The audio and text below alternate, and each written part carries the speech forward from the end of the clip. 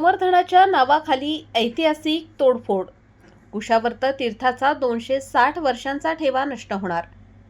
त्र्यंबकेश्वर, जिथे लाखो भाविकांचे श्रद्धास्थान आणि सिंहस्थ कुंभमेळ्याचे मुख्य केंद्र असलेले कुशावर्त तीर्थ सध्या एका गंभीर वादाच्या भोवऱ्यात सापडले आहे.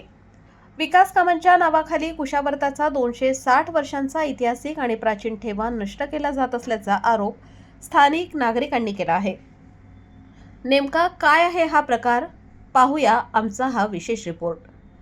त्र्यंबकेश्वरची ओळख असलेल्या कुशावर्त तीर्थाचा जीर्णोद्धार 1768 मध्ये श्रीमंत होळकर सरकारचे फडणवीस रावजी महादेव पारनेरकर यांनी केला होता. त्या काळी 8 लाख रुपये खर्चून उभारलेला हा दगडी वारसा आज राज्य पुरातत्व विभागाच्या अखत्यारीत आहे.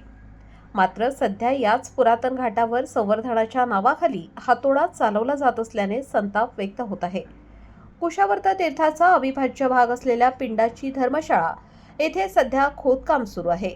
येथील प्राचीन आणि मजबूत दगडी चिरेबंदी काम तोडून त्या जागी नवीन फरशा बसवल्या जात आहे. स्थानिकांचा मुख्य आक्षेप हा तांत्रिक आणि सुरक्षेच्या कारणास्तव आहे. जुने दगडी चिरे हे किमान 8 इंच जाडीचे आणि अतिशय मजबूत आहेत. महत्त्वाची गोष्ट म्हणजे 260 वर्षापूर्वीच्या कारागिरांनी भाविक घसरून पडू नयेत म्हणून हे दगड जाणीवपूर्वक खडबडीत ठेवले होते. मात्र आता लेवल करण्याच्या नावाखाली त्या ठिकाणी 1 इंचाच्या दगडी फरशा लावण्याचे नियोजन आहे. यामुळे ओल्या फरशीवर वृद्ध भाविक घसरून पडण्याची मोठी भीती निर्माण झाली आहे. हा प्रकार लक्षात येताच त्र्यंबकेश्वर देवस्थान ट्रस्टचे विश्वस्त मनोज थेटे यांनी तातडीने हस्तक्षेप केला आहे.